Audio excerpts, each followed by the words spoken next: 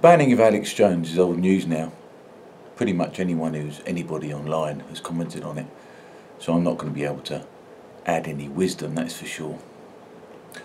All the usual suspects have said pretty much the same thing, which condenses down to Alex Jones is an unhinged nut who promotes wild conspiracy and has said some pretty unpleasant things regarding the Sandy Hook massacre, but that in some instances he appears bang on the nail. But despite his over-the-top ramblings, that he should be allowed to say the things that he does. Most people have been very clear on that.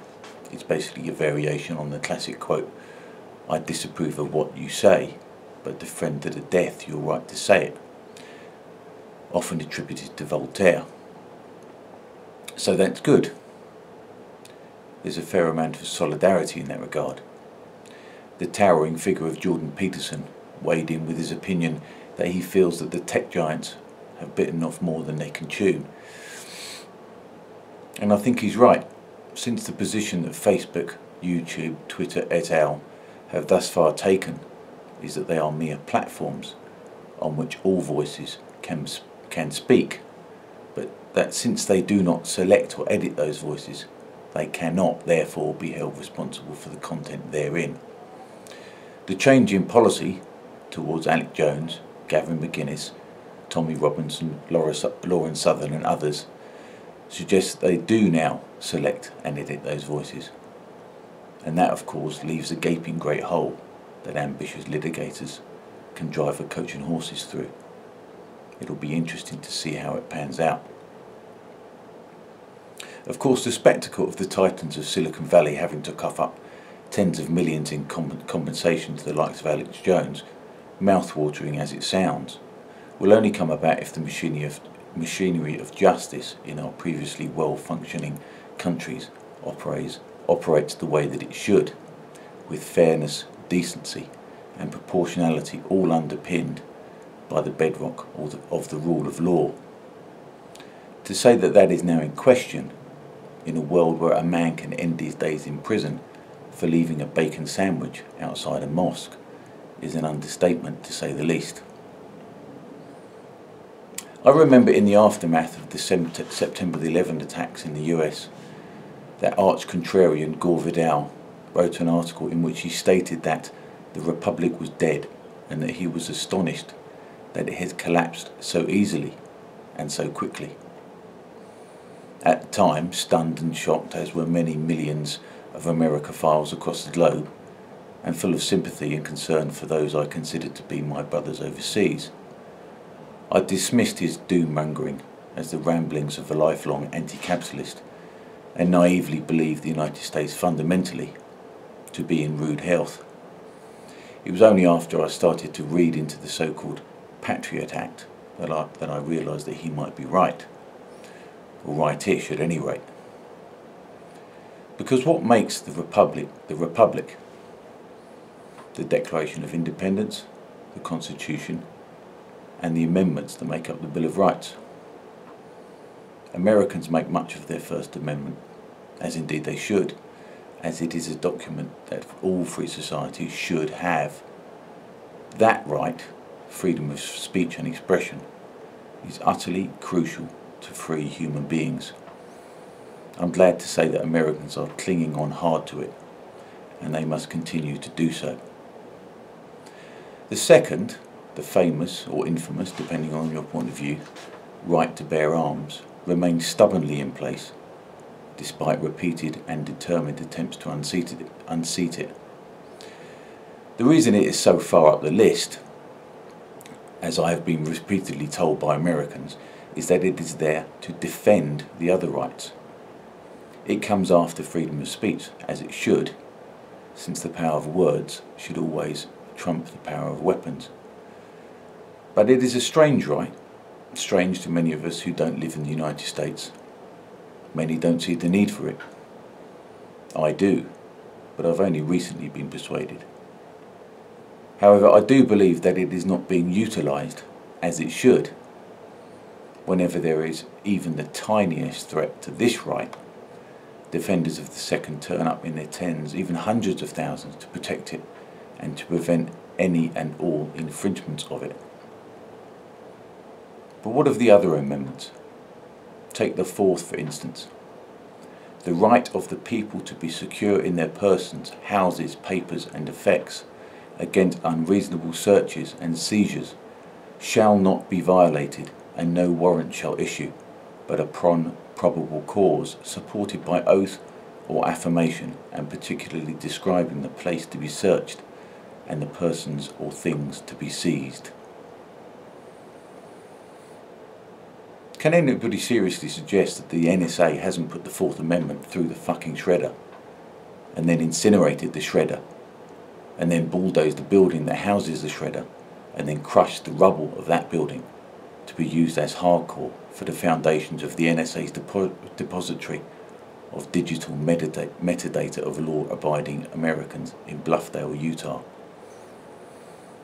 Can anybody realistically say that the American people remain secure in their persons, houses, papers and effects when the NSA is routinely eavesdropping on hundreds of millions of mobile phone calls, text messages, emails and websites visited of all Americans every single day? So how exactly has the Second Amendment protected the Fourth? As far as I'm aware, not a single shot has been fired in its defence. When American advocates of the Second Amendment get hot under the collar, when foreigners question their right to bear arms, it might be an idea to answer that question. Americans have criticised us here in Britain for allowing the government to take our guns, not that we have many in the first place, and calling us cucks, I think is the expression, for not standing up to this. Maybe that's fair, but it's a bit rich considering what the Patriot Act has done to the Bill of Rights. Because for a lot of non-Americans, the impression is this: the only thing the Second Amendment is defending is the Second Amendment. Now, I don't mean to criticise my friends and brothers in the US unduly, but the point I'm making is that we, all of us in the so-called free world, are not doing enough to protect our societies. And if the United States is the beacon of freedom that we all imagine it to be, because it has the best claim to be a free society because of its founding documents, it is thus the easiest and the most straightforward to defend. But if the freedom not to have unwarranted searches and without probable cause cannot be defended effectively in the United States, where it is expressly forbidden, what hope do the rest of us have?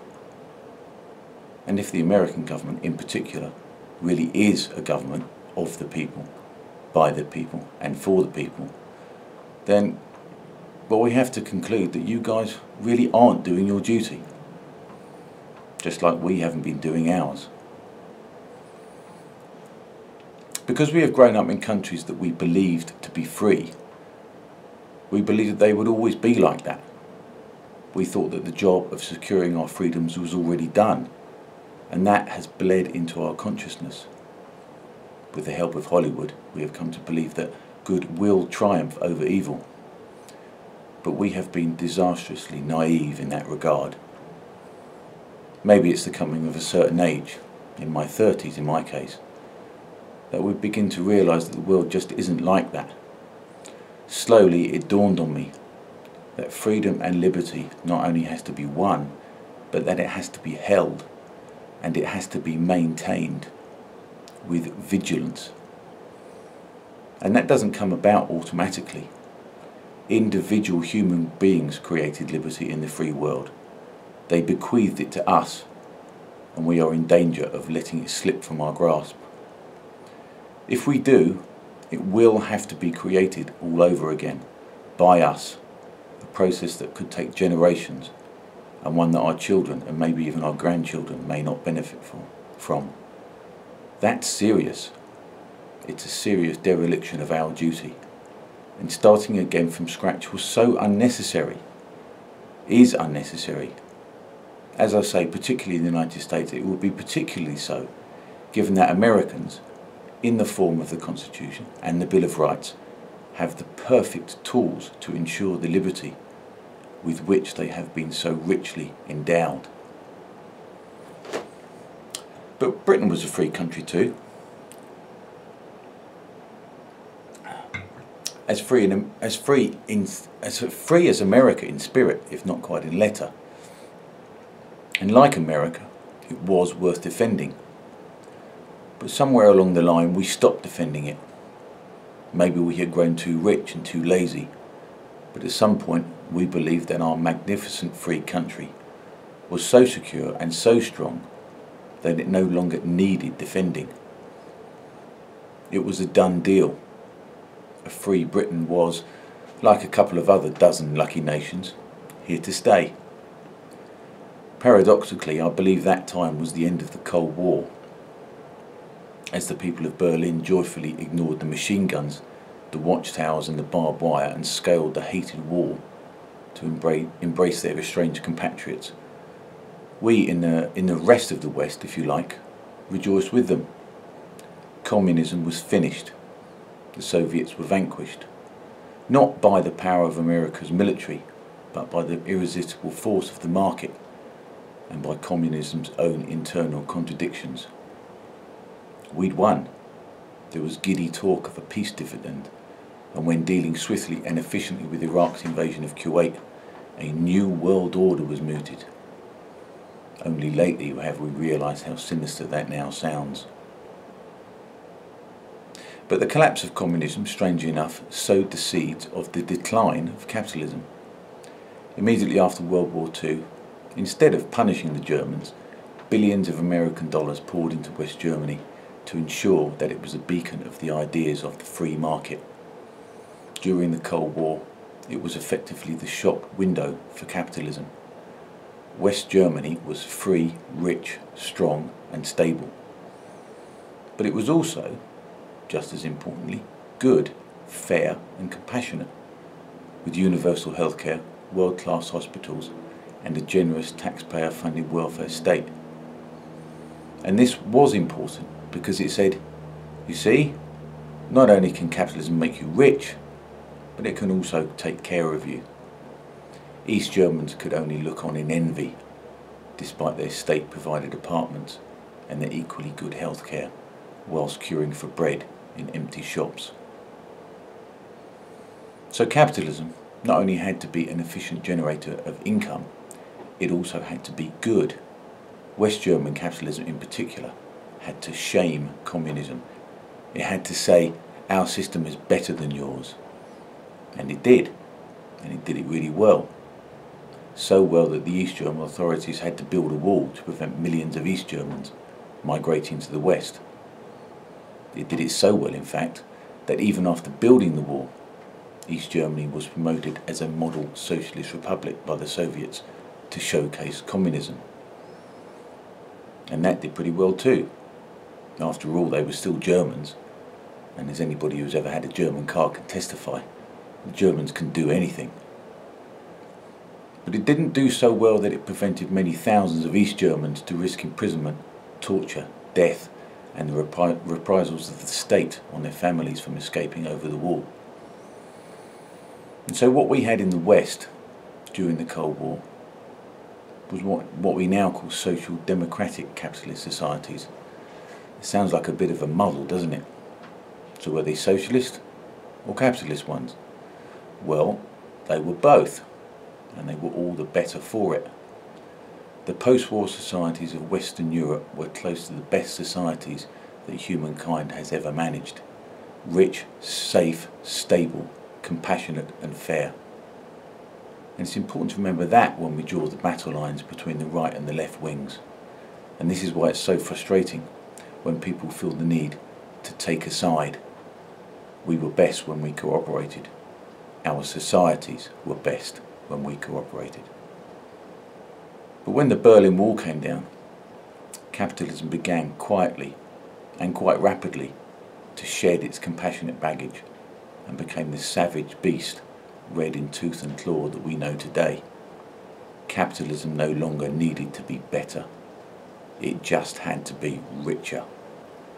Are our societies still rich, safe, stable, compassionate and fair? Well, they're still rich, at least for some. Are they safe? Not as safe as they were, and probably about to get a whole lot less safe Stable? Ditto. Compassionate and fair? I don't reckon so. So how did we get here? How did we let our societies become what they have become? What happened to equality before the law? What happened to the freedom to speak one's mind, safe in the knowledge that your speech will be protected by the law?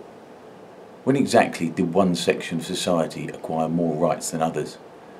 How is it that the police force no longer pursues actual criminals, but merely polices words?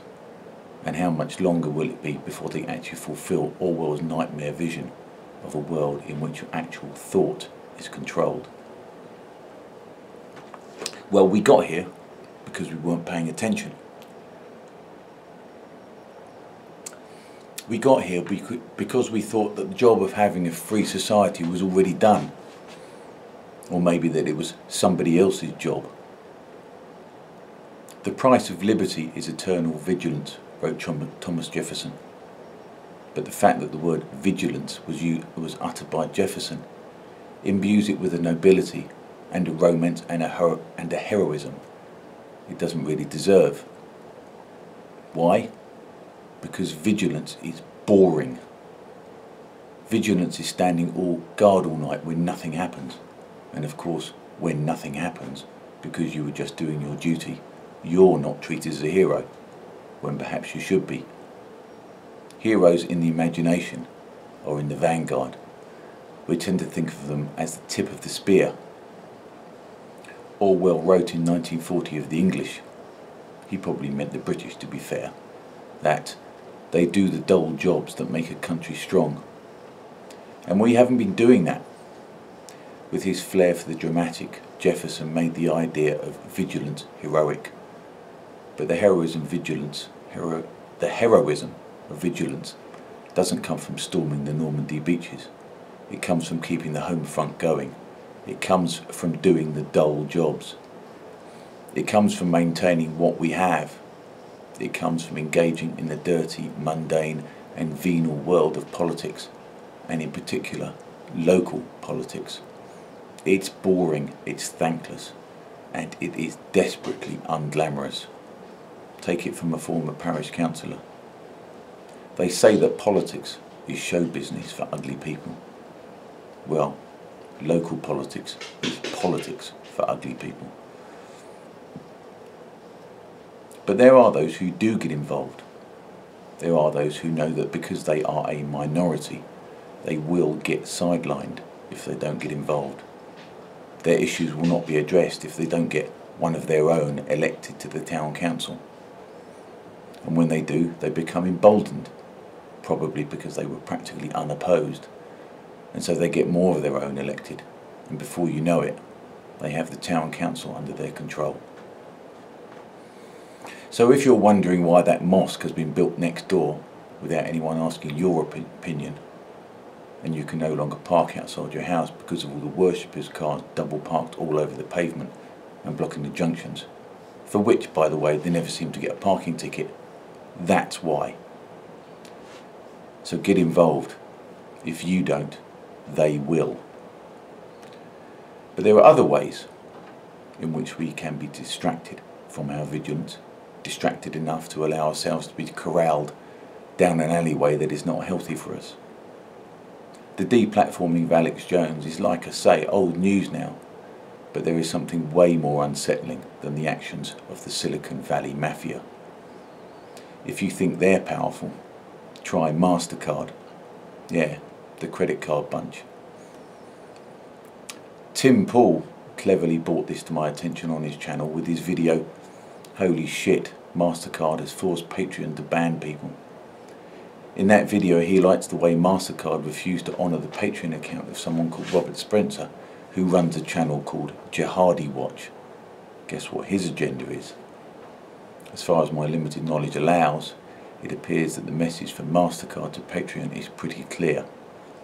If you want to deal with us, one of the two largest credit card companies, then sever your dealings with Robert Spencer, Alex Jones, Lauren Southern, anybody else we don't like.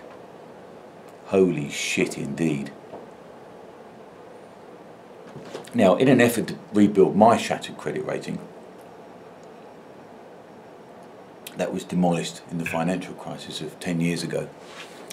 I do, in fact, have 2 credit cards, one of which is backed by MasterCard. In this intervening period, I did without credit cards, and without credit for that matter, in the mistaken belief that by not borrowing any money for a decade, my credit rating would slowly recover. Not a bit of it, I soon discovered, and in fact my rating has again slipped into the poor section after being accepted for the cards. That was something they didn't tell me when I signed on the dotted line. But the point is, when push comes to shove, I can live without credit cards, as can most people in the UK. But I understand that that is much, much harder in the US. Is it? I don't know, since I don't live there. But I read an article fairly recently of a homeless woman. Not a bag lady, but just a homeless person with kids, who had come into $2,000. I don't recall how, but it was legal, maybe an inheritance. But the fact is that she had $2,000 on her, and she walked around San Francisco for 6 hours trying to find a motel to sleep for the night. She never did. Nobody would take her, despite her offering the entire $2,000 as a security deposit. Now, if that's the case, it would seem that having your credit cards pulled is an instant one-way street to life on the street. So what would happen to you if all your credit cards were cancelled? Use cash? Well, that is exactly what I do. Could you do that? But now that this kind of censoriousness has infected and spread to the financial institutions, if they don't like you for some reason and you can't manage without credit cards, well, you're in the shit. As Tim Pool posits, the strings could have been pulled by a foreign government, the Saudis for instance, or maybe China. The Chinese have their own credit card company that is bigger than Visa and MasterCard. They can afford to exclude both. Are MasterCard going to forego all that juicy Chinese business? As we all know, and as I continually rail against, we are seemingly in a headlong rush to a cashless society. Card payments for everything, contactless payments, payments via one's mobile phone, especially to ensnare the young. By not using cash, we are giving all of our power away. By not using cash, we are removing any alternative. By not using cash, we are signalling, well, to God knows who, exactly what we are buying, when we bought it, and where we were when we bought it. Along with all the other surveillance going on, we are becoming an open book for companies and the authorities to peruse any time they feel like it. Use cash. Use it as often as you can. Keep cash as viable as possible for as long as possible, preferably forever. They want us to use electronic payments, so we should do otherwise. We need to disrupt their plans, because their plans are nothing less than the total obedience of each and every one of us. We are now being assailed on all fronts, with just the latest one being financial. As America's power wanes, Chinese power is in the ascendancy, and with Chinese ways of doing things. And one of the ways that the Chinese government imposes its will on its population is with its social credit system, whereby people are denied access to flights, train travel, hotels. Parents with a deficient social credit score will have their child excluded from good schools. Citizens with a poor record will be excluded from prestigious work and quality housing. Poor behaviour, as defined by the Chinese government, is likely to include whether the citizen in question has been on any protest marches or who may hold opinions contrary to the ruling Communist Party line. The system will be mandatory for all Chinese citizens by 2020. All my life I have heard criticisms of America for a variety of reasons, some fair, mostly not. But the spirit of liberty that runs through the United States, from the fine words of the Constitution to the freedom just to be fucking left alone and to say what they please, whatever the fallout, is something that we will desperately miss when it's gone. And if the Chinese government has its way, it will be gone. Because we've been so lax, we are now past the point of vigilance. We now have to actively defend our societies. So defend them. Defend them with all your might, because the alternative is too terrifying to contemplate.